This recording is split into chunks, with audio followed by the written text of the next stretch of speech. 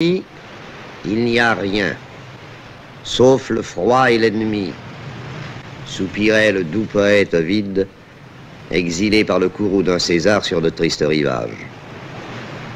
Le nom de Ponteuxin s'est perdu dans les atlas anciens, mais pour les Turcs d'aujourd'hui, comme pour le Romain d'il y a 2000 ans, au-delà de ces eaux turbulentes, il n'y a rien encore, rien que l'ennemi et le froid.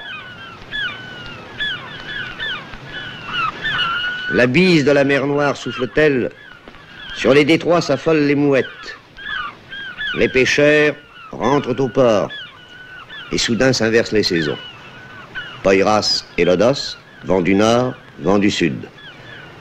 C'est leur imprévisible alternance qui commande la couleur du ciel et le plaisir de vivre sur ces dunes où chaque pas éveille le souvenir.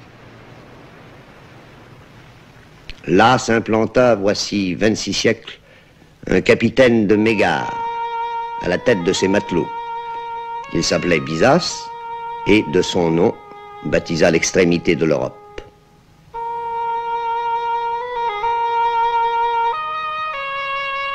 Byzance devint Constantinople, puis Stamboul, sans cesser d'être en armes la conciergerie des détroits. Enlacée par le fleuve marin qui fait sa diversité, la triple ville est inséparable du Bosphore. Elle porta 3 noms dans le temps, elle garde 3 noms dans l'étendue. Stamboul, c'est Galata, et aussi Scutari. 2 continents qui, au bord de l'eau, se souviennent chacun d'autre chose.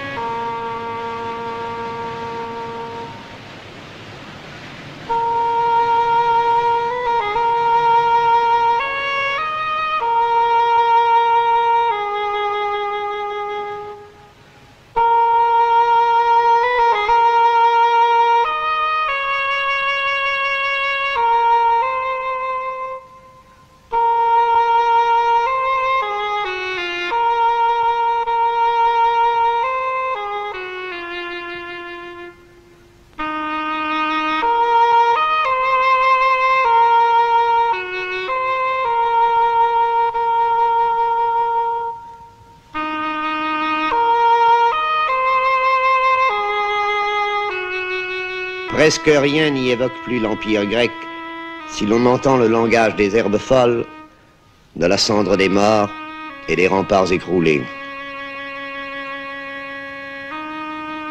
Au-delà de ces murailles commence l'Asie, avec cette Anatolie fauve et ocre, si méconnue, presque inchangée.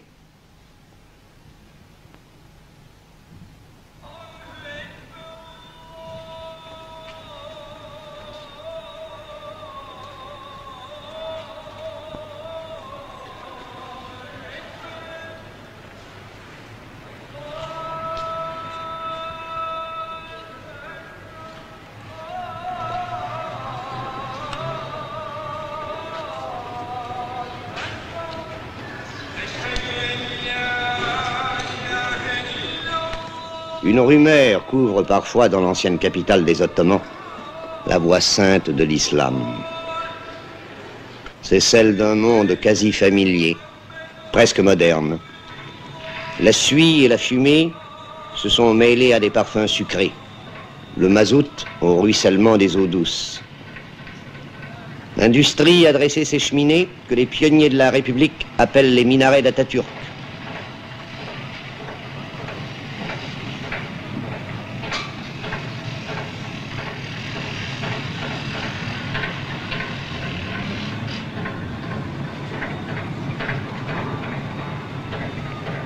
Les caïques servent de péniche.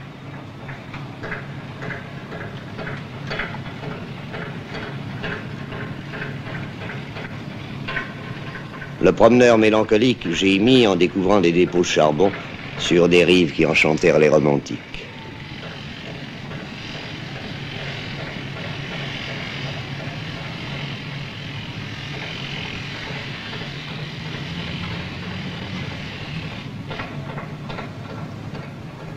Mais pour cette âme friande d'harmonie, se dressent encore les 425 mosquées de Stamboul, héritage préservé du califat. Le temps s'est arrêté dans ce sanctuaire, dédié à la mémoire de Mahomet II, El-Fatih, qui força les défenses de la deuxième Rome. Un sortilège frappe de torpeur ce pieux refuge, clos sur lui-même, dans le murmure d'une des 11 000 fontaines qu'offrirent à la communauté les donateurs d'autrefois. Seule la prière y rythme les airs, elle, et les ablutions qu'impose le rite aux fidèles.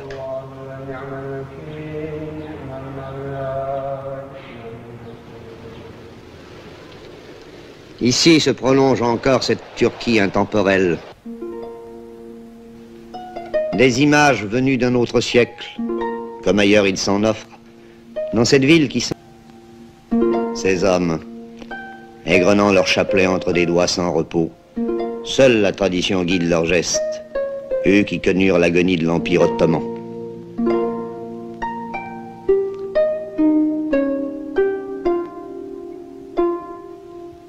Le Turc n'est plus l'homme malade de l'Europe. Il a vaincu le mauvais sort. S'il a retrouvé le sens de l'avenir, c'est sans renoncer à ses habitudes.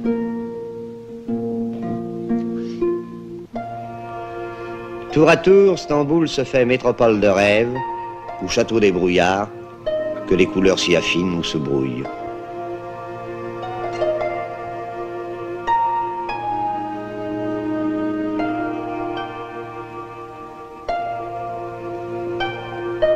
Le ciel se couvre-t-il? Aussitôt, brume et poussière envahissent les quais du Bosphore, estompent les coupoles, cernent comme des vaisseaux fantômes ces ferry-boats, où dans la familiarité des allers-retours quotidiens, on sent battre le cœur de deux continents. Couleur d'ardoise, de grisaille et de boue, c'est toute la ville alors qui part à la dérive et se noie en eau trouble.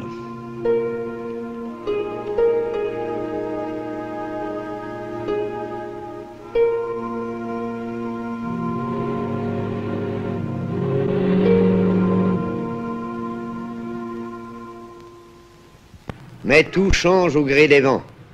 Et dans une lumière soudain limpide,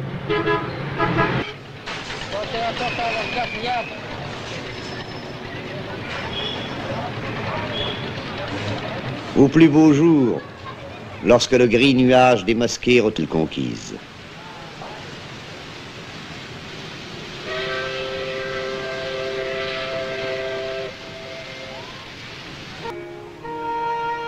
L'imagination fait son œuvre, au point que le lyrisme des étrangers baptise Corne d'Or un canal d'eau morte.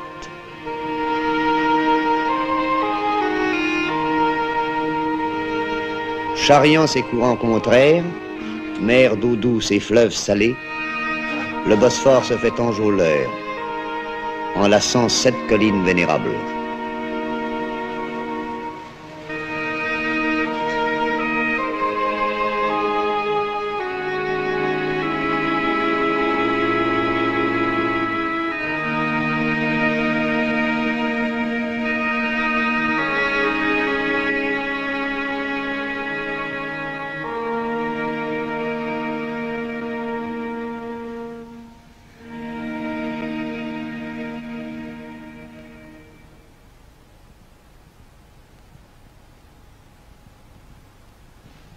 Par quel éclat d'orgueil Justinien salua-t-il l'achèvement du monument voué à la Sainte Sagesse? 107 colonnes. Il projette une coupole fabuleuse à 54 mètres du sol, en hommage au dieu de Byzance et de son image sur terre, le Basileus. Depuis 14 siècles, ce temple sublime défie les séismes et les ravages du temps.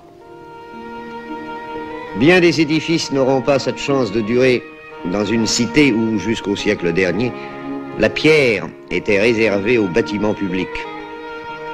Les riches eux-mêmes se bâtissaient des palais en bois, demeures patriciennes de vieilles familles, dont on aime le charme désuet.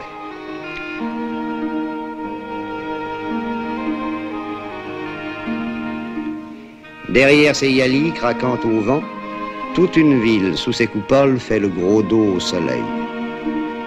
Elle dresse ses ogives étirées, ses arabesques pour kiosque à musique, au bord de l'avenue liquide que Léandre traversait chaque nuit pour étreindre sa bien-aimée. Stamboul a toujours le dernier mot. Elle triomphe dès qu'on s'en éloigne. Alors, une ville qu'on jugeait négligée retrouve son élégance. Et l'on oublie les détails pour ne plus voir que l'ensemble. Le soleil, au départ, rend-il ses phares à la vieille Constantinople. La décevante se fait inoubliable.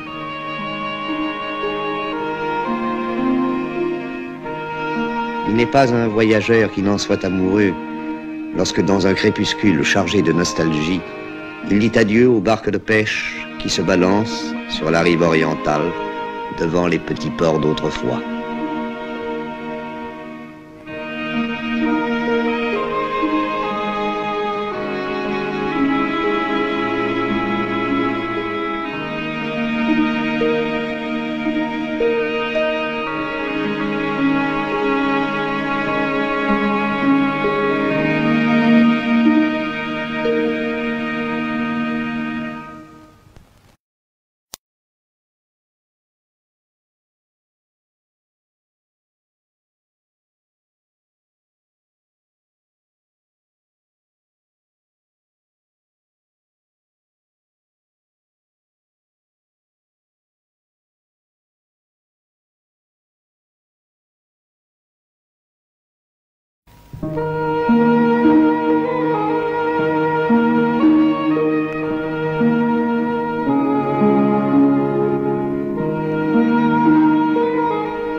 Les palais qui bordent la mer sont en partie construits sur pilotis.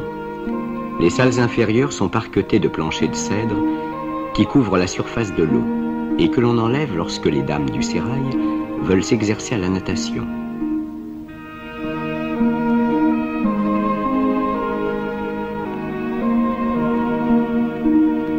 C'est à peu près ici le climat de nos villes du Midi. L'égalité la plus parfaite règne entre les femmes du sultan. Il y a dans le harem un ordre pareil à celui des pensions bien tenues.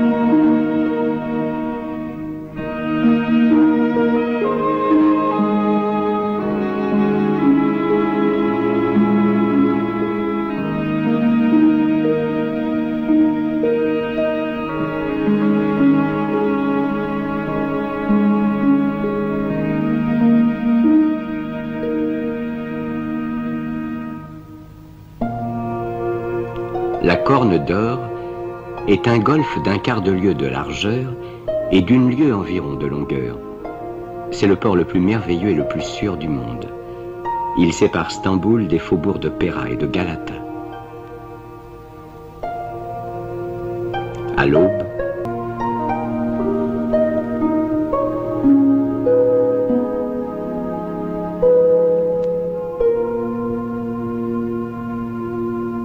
le Bayram des Turcs ressemble à notre jour de l'an. Dans les journées du Bayram, toutes les religions prennent part à l'allégresse musulmane.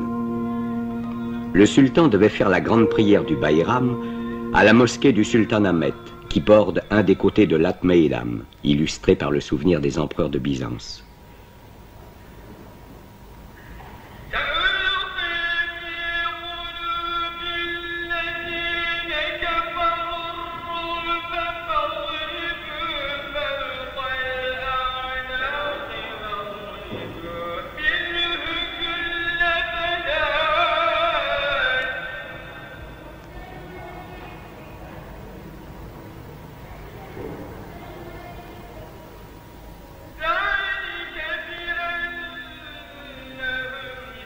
Cette place est oblongue et présente toujours son ancienne forme d'hippodrome.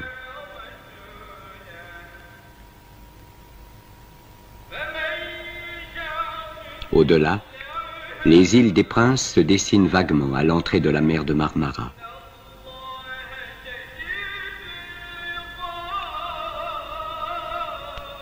Les gens des divers quartiers affluaient vers Sainte-Sophie.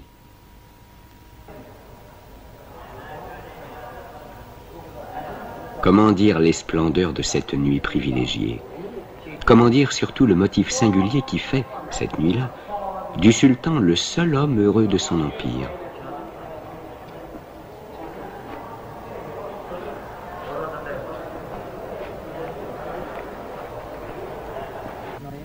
Tous les fidèles ont dû, pendant un mois, s'abstenir de toute pensée d'amour. Une seule nuit encore, et ils pourront envoyer à une de leurs femmes le bouquet qui indique une préférence. Mais quant au sultan, en qualité de paticha et de calife, il a le droit de ne pas attendre le premier jour de la lune. Il a une nuit d'avance sur tous ses sujets pour la procréation d'un héritier.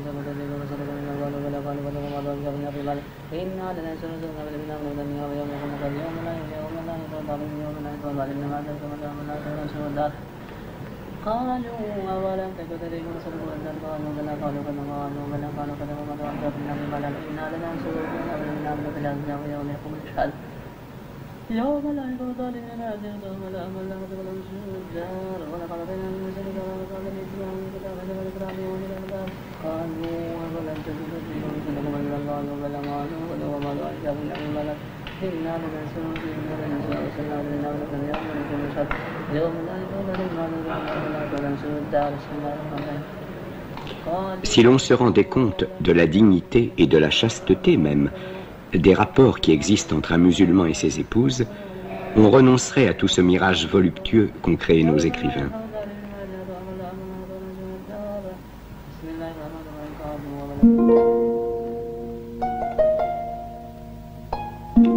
Le sultan paraît fort disposé à repeupler l'empire, si l'on se rend compte du nombre de naissances de princes et de princesses annoncées à la ville par le bruit du canon et par les illuminations de Stamboul. Le sultan est aussi peut-être le seul des Turcs qui puisse se plaindre de l'inégalité des positions. À lui seul, dans son empire, il est défendu de se marier légalement, et il ne pourrait davantage épouser une étrangère.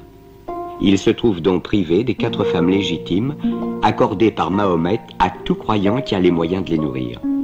Ces sultanes, qu'il ne peut appeler épouses, ne sont originairement que des esclaves, de telle sorte que le sultan, réduit à n'avoir pour femme que des esclaves, est lui-même fils d'une esclave.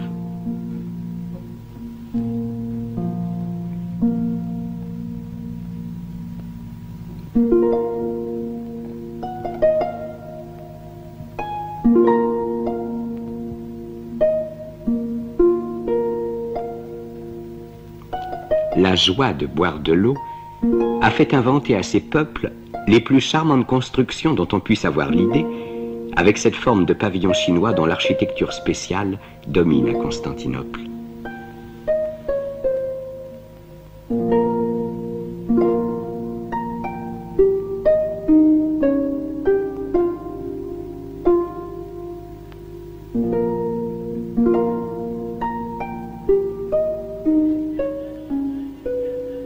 Enfants du même sol, se supportant beaucoup mieux les uns les autres que ne le font chez nous les gens de diverses provinces ou de divers partis.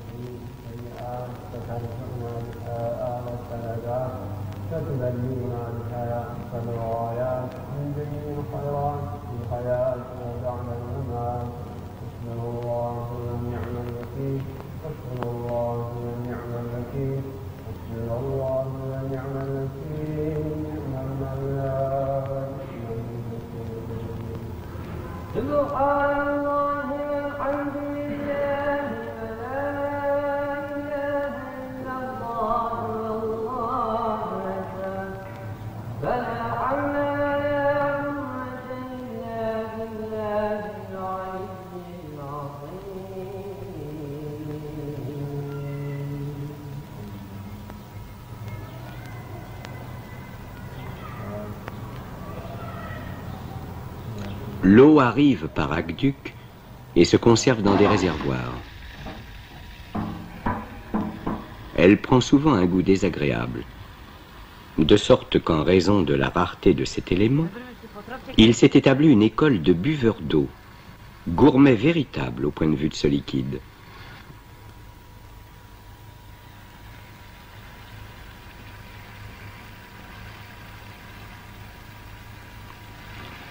On vend des eaux de différents pays et de différentes années. L'eau du Nil est la plus estimée, attendu qu'elle est la seule que boive le sultan. L'eau de l'Euphrate, un peu verte, un peu âpre au goût, se recommande aux natures faibles. L'eau du Danube, chargée de sel, plaît aux hommes d'un tempérament énergique. On apprécie l'eau du Nil de 1833, bouchée et cachetée dans des bouteilles que l'on vend très cher.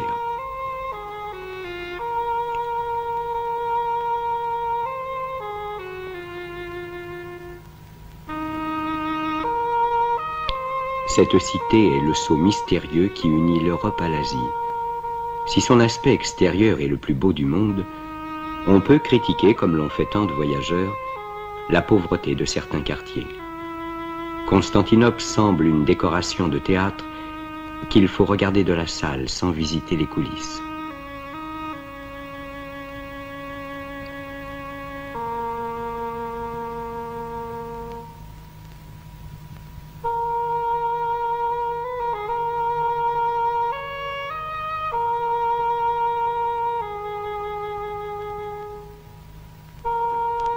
Du petit minaret situé au-dessus de la Corne d'Or, partit une voix douce et mélancolique.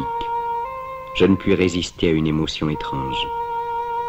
La terre imprégnée de rosée répondait avec des parfums à la brise marine qui passait pour venir à moi, au-dessus des jardins de la pointe du Sérail.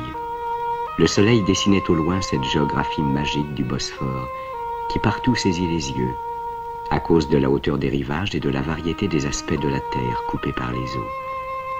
Après une heure d'admiration, je me sentis fatigué et je rentrai à l'hôtel où je demeurais et dont les fenêtres donnaient sur la Corne d'Or.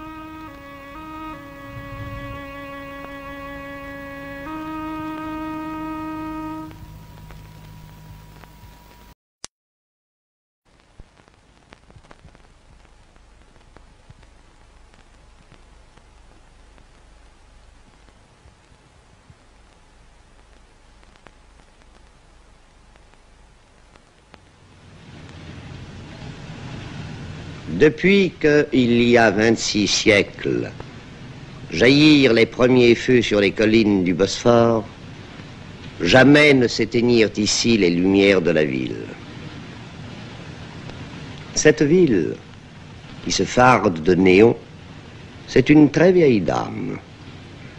Son nom de jeune fille était Byzance.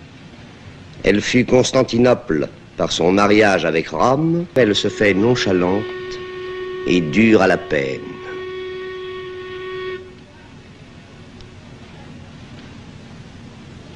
Le portefaix cramoisi ou livide, illettré et musclé, la sirène des navires l'appelle à la tâche.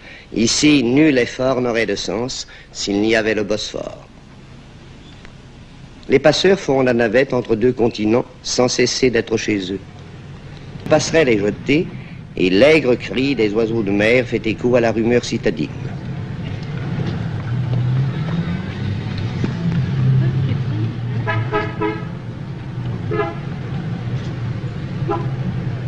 Le fleuve marin trace la frontière du jour et de la nuit. Là, sur la rive orientale, somnole l'une des trois villes qui forment Stamboul, Scutari, la provinciale, où le soir on va fuir la bruyante cité occidentale. Et sur la côte d'Europe, Péra et Galata dégringolent vers l'eau, au hasard des pentes, en ruelles de guingois. Deux rares échappées s'ouvrent sur l'avenue maritime et ses perspectives. Au rendez-vous du Bosphore se rejoignent des cascades de pavés, des éboulements de bicoques en bois. Le flâneur distrait s'y tord la cheville. Escaliers et escarpements découragent même l'usage de la brouette. Ici survit d'une imagerie conforme au chromo désuet tout ce qu'a épargné l'incendie dans l'humble refuge des petits métiers.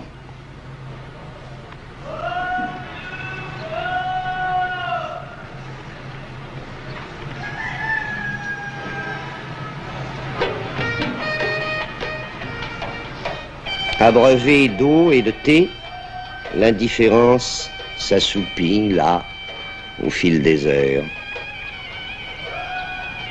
Un journal est un écran entre le réel et le songe. À partir de ces faubourgs archaïques, franchissons 100 lieues, sautons un siècle. Mais non, tournons le coin de la rue pour sentir battre le cœur de la ville. Chaque minute compte au rythme de la nécessité. L'indolence se change en rudesse. S'il arrive qu'à ces carrefours on rêve encore, c'est debout. Devant des journaux qui ne sont plus prétexte à sieste, mais écho de l'événement ou reflet d'un monde imaginaire, offrant des èves de papier colorié à la solitude des mâles.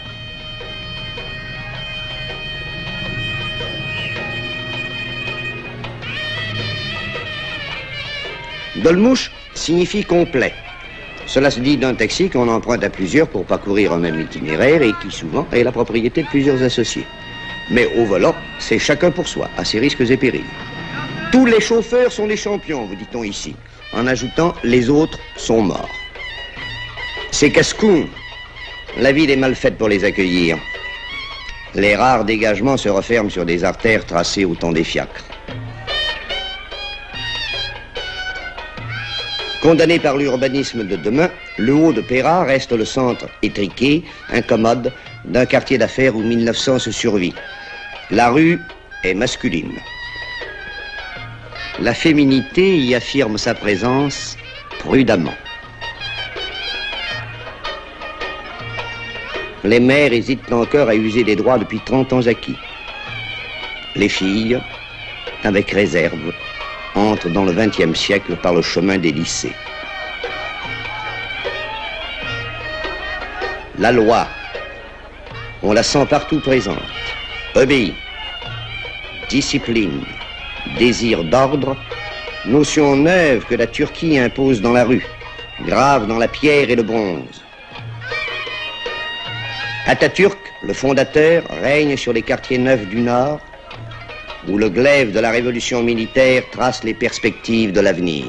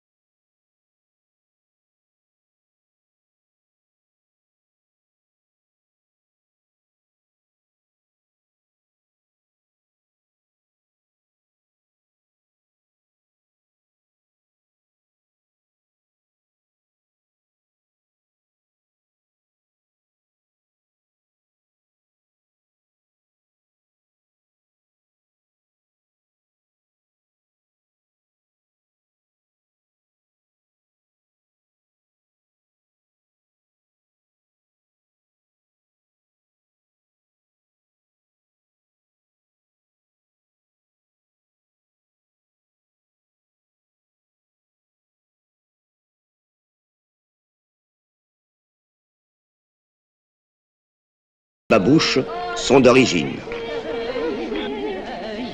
Quittant ce labyrinthe et les grands travaux du marchandage, laissez le temps reprendre son cours en ces heures de trêve. Prêtez l'oreille à un chant de femme qui vous parle de fleurs ou de passion. Ayez un regard pour les petits métiers de la rue. Attardez-vous devant les séminaires, les médressés, où se penchaient sur le Coran les étudiants de jadis. Appréciez sans hâte la saveur d'un Orient qui, pour se révéler à vous, pour vous ouvrir ces mosquées peu farouches et ces paysages de sainte coupole, ne vous oblige pas à quitter l'Europe.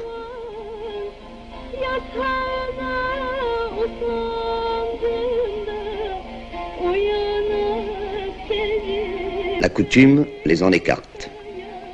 La boisson usuelle est le verre de thé avant le café, la limonade, le jus de fruits et le raki. Mais cette anisette se consomme discrètement, sans excès. Les consommateurs ne cherchent pas de divertissement plus fiévreux que les joies paisibles du jaquet ou des dominos. Il leur suffit, semble-t-il, de ne rien faire, de ne penser à rien. La nuit, l'avenue de l'Indépendance, Istiklal Caddesi, des trottoirs exigus débordent dans la rue une foule dont l'anonymat et la liberté d'allure ne trouvent nulle part leur pareil en Turquie.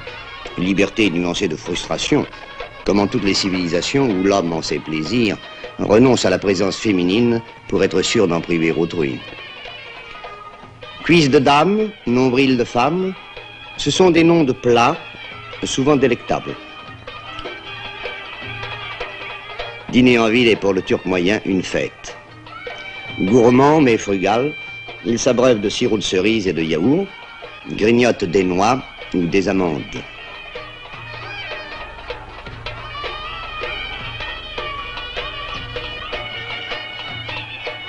Il raffole des fruits, dont les étalages jettent de vives couleurs dans la grisaille de la rue, une note d'abondance dans un décor de vie modeste.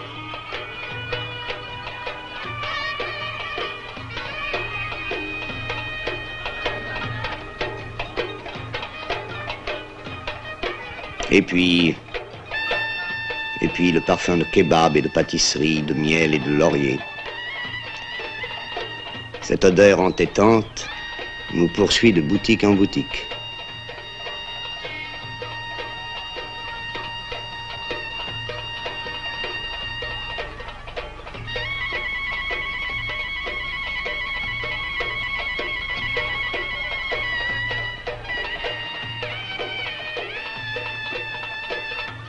Le père des Turcs, d'un regard impérieux, surveille ses enfants.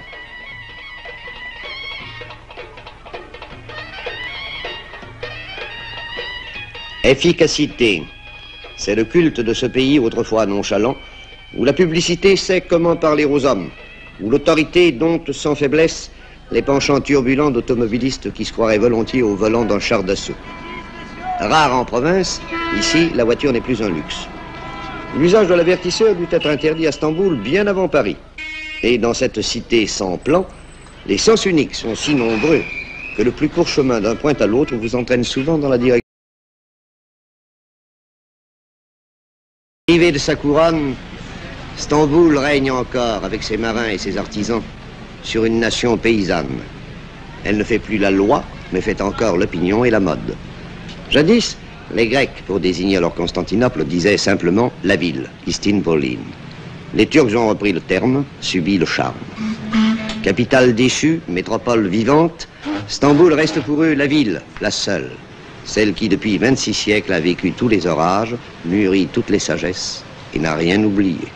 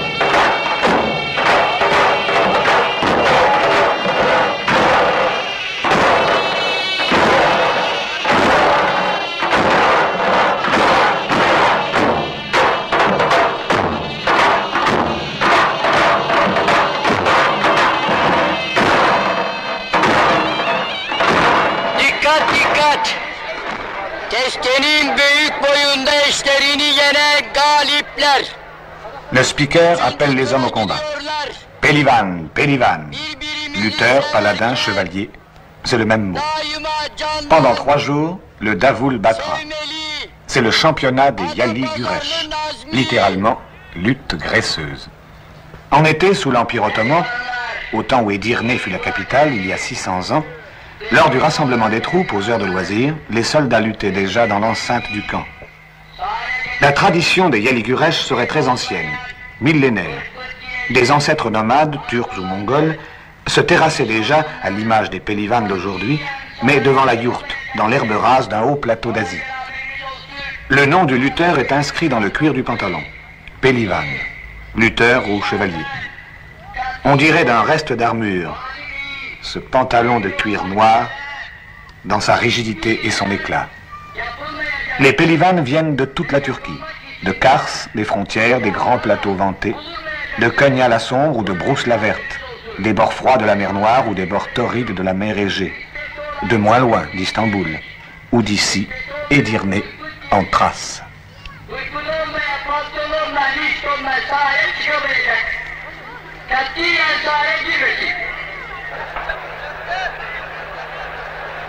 Kırım'dan gelir Tatar, tozu dumana katar, eğer eşini künte alırsa bando satar, Engürüler yatır, Osmancık'ta sarı satır, pehlivan pir aşkına kısmet taşır. Allah Allah. Allah Allah illallah. Hep beraber pehlivanlar alkışlarla diyelim maşallah. Allah terba versin.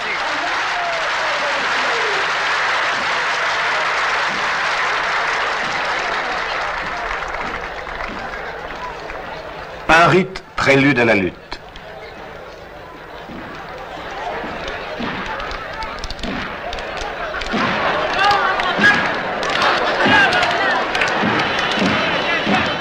Parade militaire.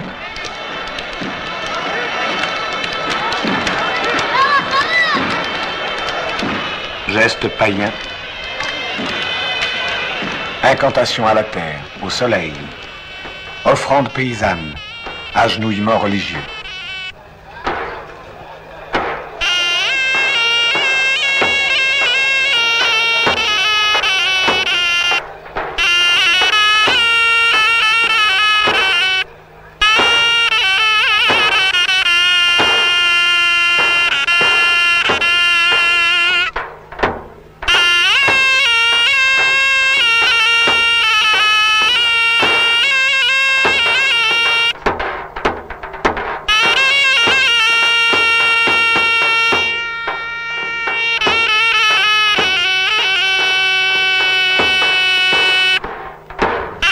La sourna va relancer 10 fois, 100 fois l'étreinte des corps couverts d'huile.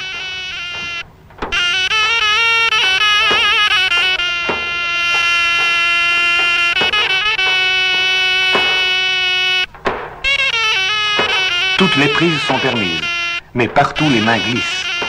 Les seules prises réellement efficaces sont au jarret et à l'entrejambe. C'est pourquoi les doigts s'agrippent. Au bas du pantalon, et le bras s'enfonce sous le ventre et la cuisse.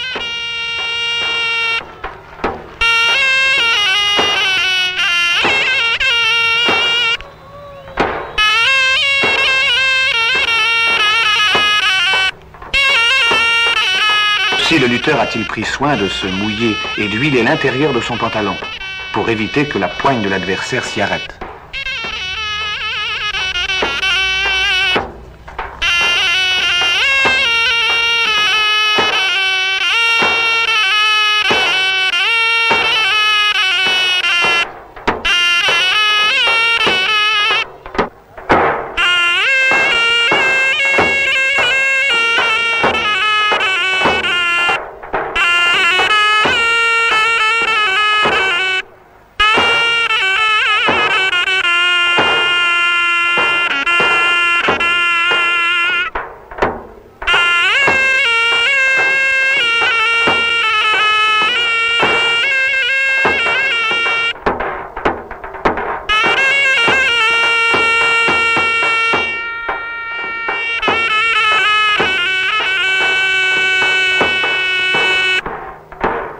Il suffit d'un ventre au soleil. Le plus souvent, c'est à peine le temps d'une volte, le dos du vaincu ayant à peine effleuré l'herbe.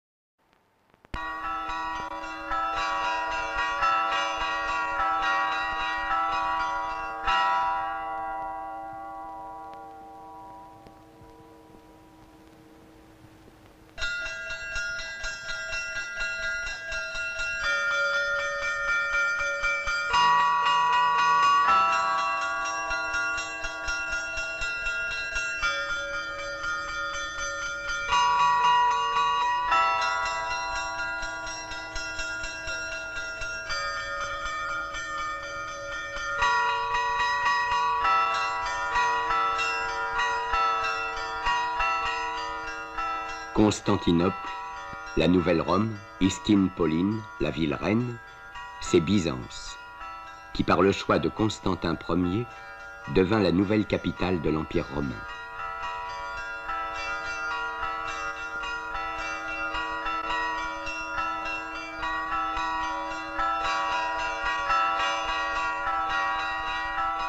Son rayonnement accuse aussi l'affrontement de deux civilisations, celle de l'Orient musulman et celle de l'Orient gréco-latin.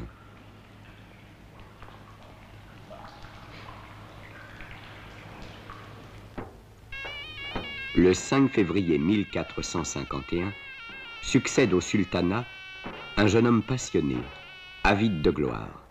Méhémet II, chef de 21 ans, est à la fois mystique et réaliste, érudit, ami des arts et cruel. Il rêve de surpasser son grand-père Bajazet et son père Mourad, qui apprirent à l'Europe la puissance militaire de la nouvelle nation turque. Son premier objectif sera Byzance. La force de Byzance ne réside plus que dans ses remparts. Crénelés, protégés par des fossés, gardés par d'énormes tours rectangulaires, édifiés sur 3 rangs parallèles, complétée et restaurée par chaque empereur, cette enceinte majestueuse réalise à cette époque-là le type achevé de la citadelle imprenable.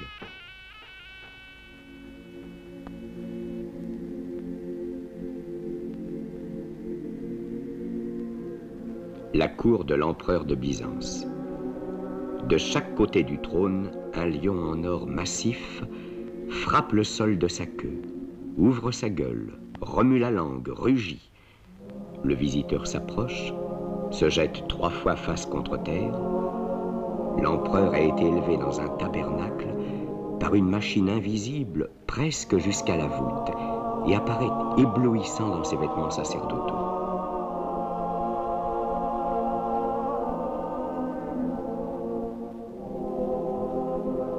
Le faste et le délire s'accroissent pendant le Saint-Office. 30 fêtes religieuses par mois.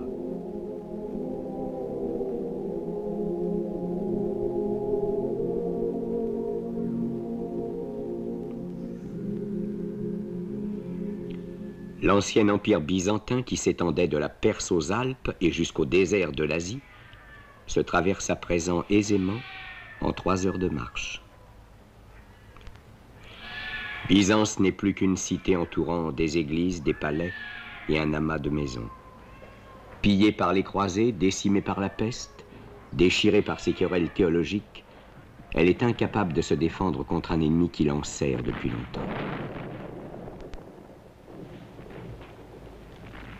Tandis que Galata appartient aux Génois, tout le pays situé derrière les murs de la ville est au pouvoir des Turcs. Les navires byzantins pouvaient gagner leur grenier à blé par la mer Noire. Mehmed ferme ce passage en faisant construire Roumeli-Hissar, à l'endroit le plus resserré du canal.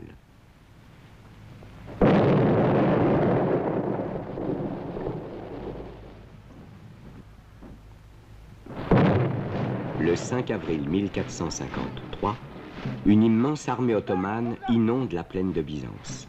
Le sultan, magnifiquement vêtu, chevauche à la tête de ses troupes. Son armée tout entière répète dans la même posture et au même rythme la prière qu'il adresse à Allah. Le siège de la ville a commencé. Le principal obstacle, c'est la Corne d'Or. L'accès est interdit par une chaîne au passage le plus étroit.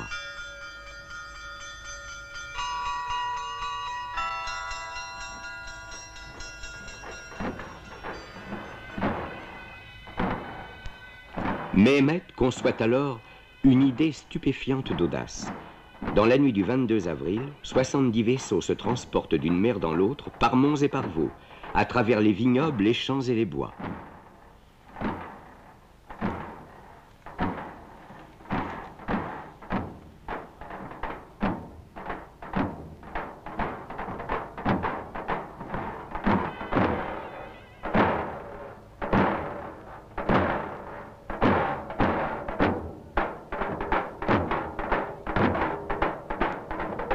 Ce trait de génie a livré au sultan et à son armée toute la Corne d'Or. Le côté faible de la ville se trouve menacé et le cordon déjà insuffisant des défenseurs encore bien élargi. Pas la moindre voile vénitienne n'est en vue dans la mer Égée. Le pape, Venise, Gênes ont abandonné Byzance. Les assiégés ne se leurrent pas. Ils sont 8000 contre 150 000.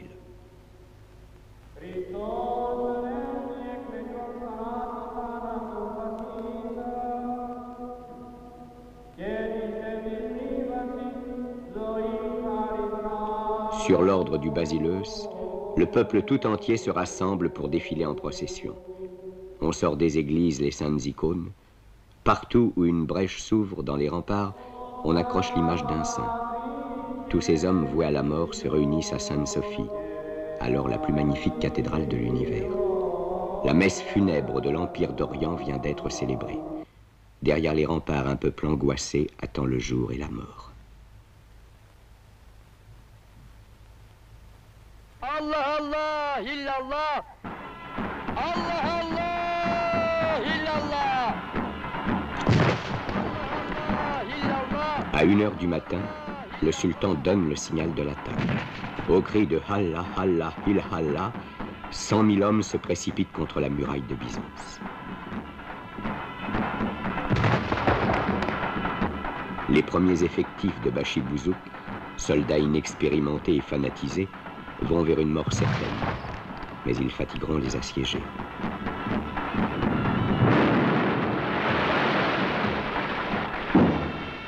Quand l'aube commence déjà à blanchir, le sultan est obligé de faire donner sa réserve, les janissaires, la fleur de l'armée ottomane.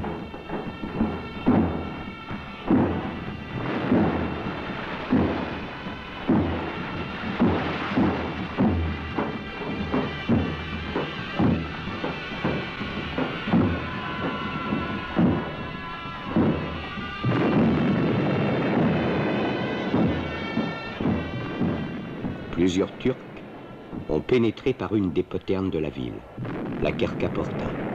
Des soldats grecs aperçoivent les Turcs et poussent le cri fatal, la ville est prise.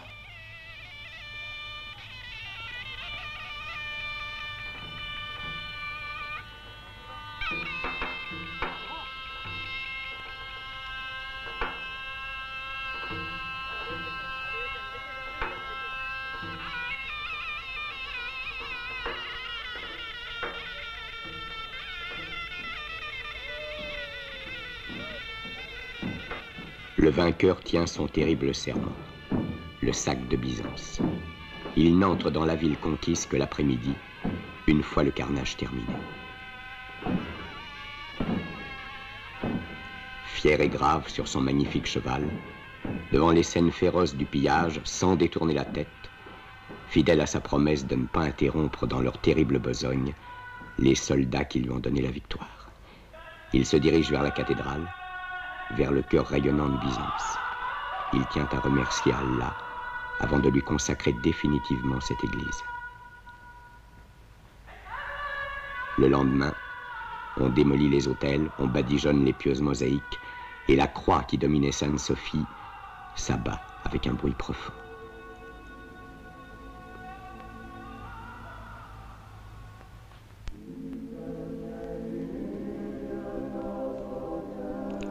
L'Europe s'aperçoit en frémissant que par sa sombre indifférence, une puissance envahissante a fait irruption chez elle. Puissance qui paralysera ses forces pendant des siècles.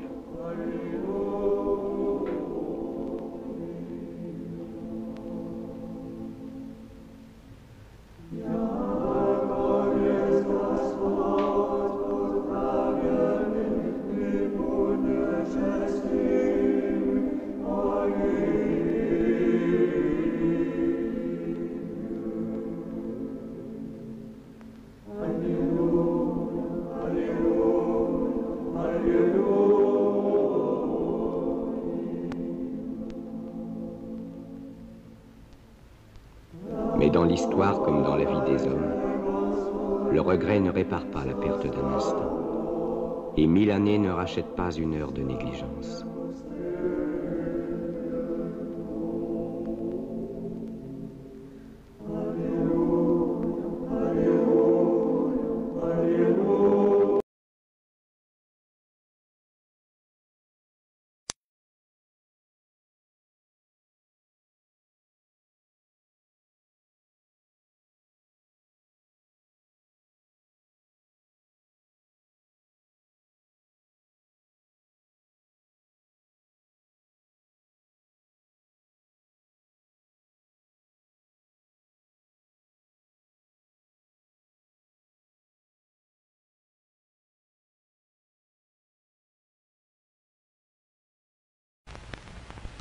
J'ai 60 ans. Si je pouvais vivre 5 ans encore.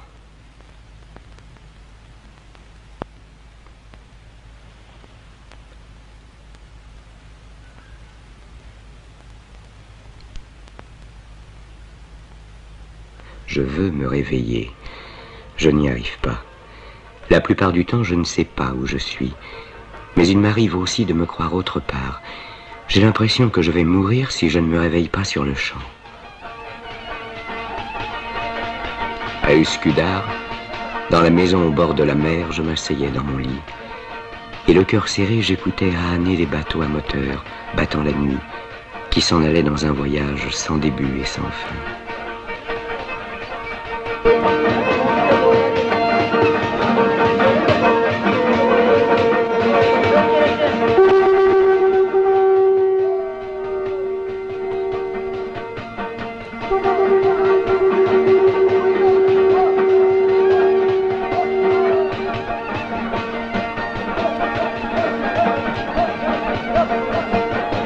Le bruit du moteur déborde de nostalgie. Il vous appelle quelque part, très loin. À Üsküdar, devant la maison, les eaux du Bosphore ont une autre voix, plus douce, plus secrète.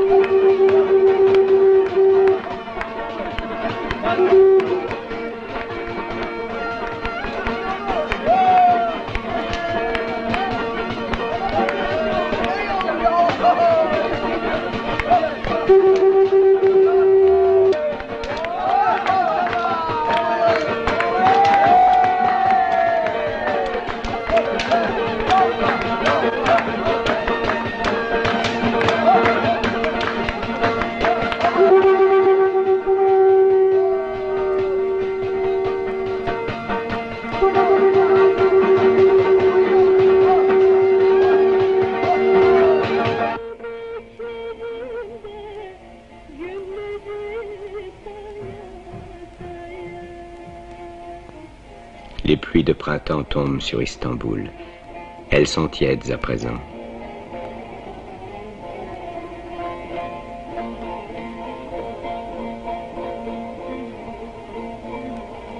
Il y a des villes où tu peux te balader un mois durant sans qu'elles finissent.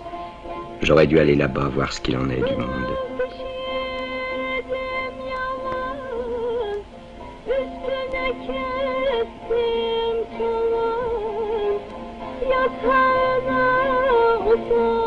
Qu'est-ce qu'il y en a des usines à Istanbul? Qu'est-ce qu'il y en a en Turquie? Qu'est-ce qu'il y en a dans le monde? Innombrables. Et combien d'hommes, combien se disent: si je ne trouve pas de travail, si je n'en ai pas, qui sait combien de chômeurs il y a dans le monde?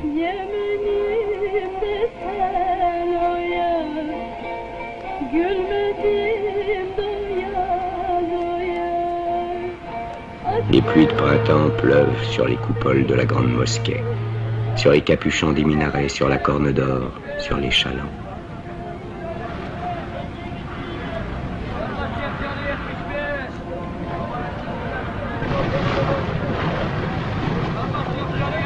Les pluies de printemps tombent sur le marché aux poissons.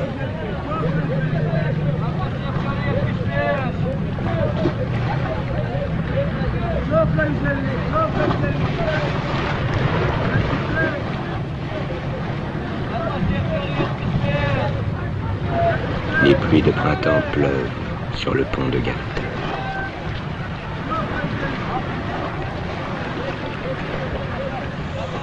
Je n'ai jamais reçu, sans rien donner en échange, d'argent de personne, sauf de mon grand-père les jours de fête.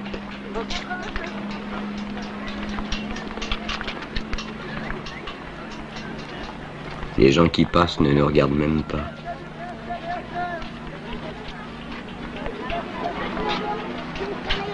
Il ne passe tout de même pas que des salauds sur ce pont.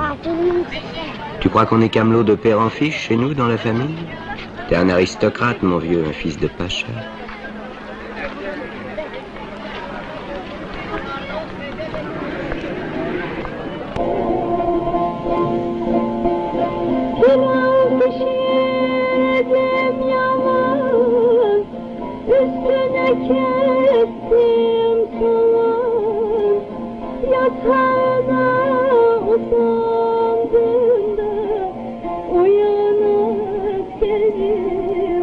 Une maison de bois moucharabiée. Une bise tiède gonfle les rideaux de tulle. La maison est silencieuse. À un virage quelque part, une voiture grince. Les rues sont désertes. C'est l'heure de la sieste.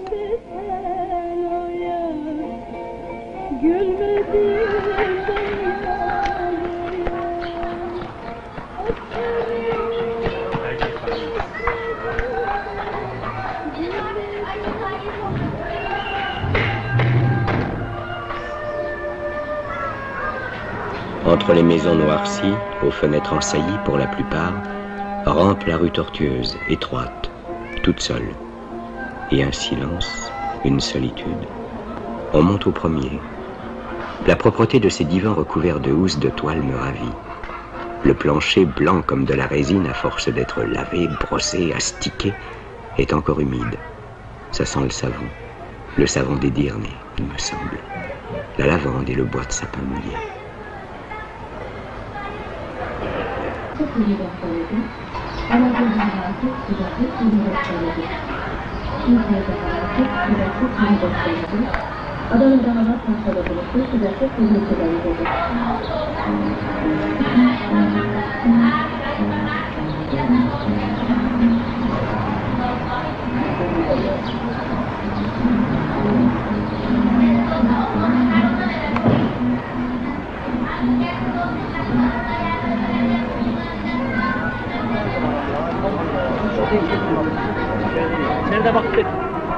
Je n'ai pas encore appris qu'il est un métier consistant à soupçonner tout le monde, que l'on ait pour cela des raisons ou non.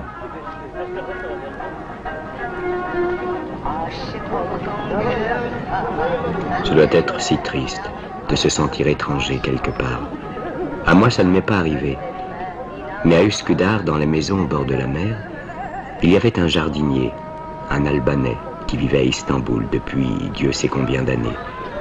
C'est un bien beau pays, répétait-il. Dieu vous le garde. Mais pour moi, c'est la migrance. Et j'ai bien peur de mourir sans revoir mon pays.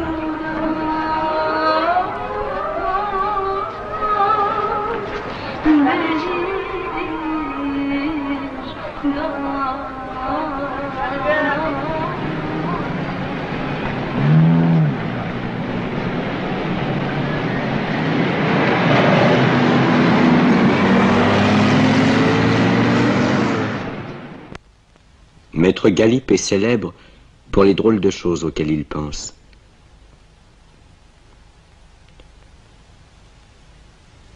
Si je pouvais chaque jour manger des gaufrettes, se disait-il à 5 ans.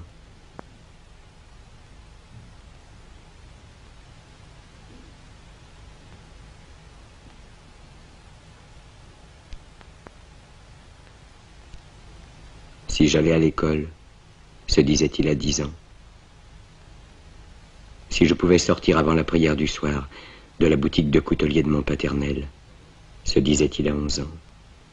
Si j'avais des souliers jaunes, si les filles me regardaient, se disait-il à 15 ans. Pourquoi mon père a-t-il fermé la boutique? L'usine, c'est bien différent de la boutique, se dit-il à 16 ans. Est-ce qu'ils vont augmenter ma paye? Se dit-il à 20 ans. Mon père est mort à 50 ans. Est-ce que je vais mourir si tôt, moi aussi? Se dit-il quand il avait 21 ans.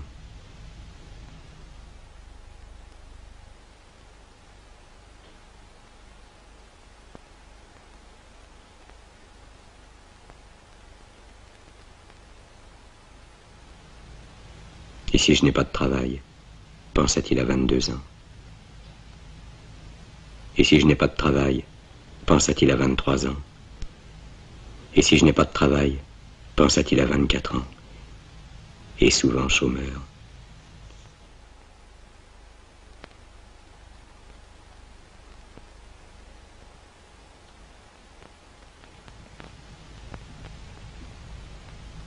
Jusqu'à l'âge de 50 ans, il se dit, et si je ne trouve pas de travail? À 51 ans, il se dit, j'ai vieilli, j'ai vécu 1 an de plus que mon père. Et maintenant, il a 52 ans. Il est chômeur. Et en ce moment, il s'est laissé prendre par la plus bizarre des idées. À quelle heure vais-je mourir? Est-ce que j'aurai une couverture sur moi quand je mourrai?